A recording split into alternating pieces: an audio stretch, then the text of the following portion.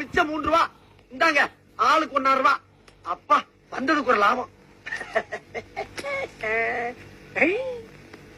மச்சான் இப்பவே மணி 11 மணி ஆகி போச்சு.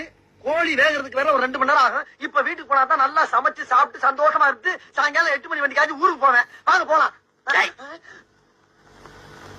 நான் கொஞ்சம் ரொம்ப மோசமானவன். என்ன மச்சான் என்னென்னமா பேசுறீங்க? இப்போ ஆளுக்கு 25 ரூபாய் போட்டுதானே அந்த கோழியை நம்ம வாங்கினோம். ஆமா. அந்த கடைக்காரர் எவ்வளவு திருப்பி கொடுத்தான்? 45 ரூபா போக மிச்சம் 5 ரூபா கையில கொடுத்தாரு. டிப்ஸ் எவ்வளவு கொடுத்த? அந்த பயலுக்கு 2 ரூபா கொடுத்தேன்.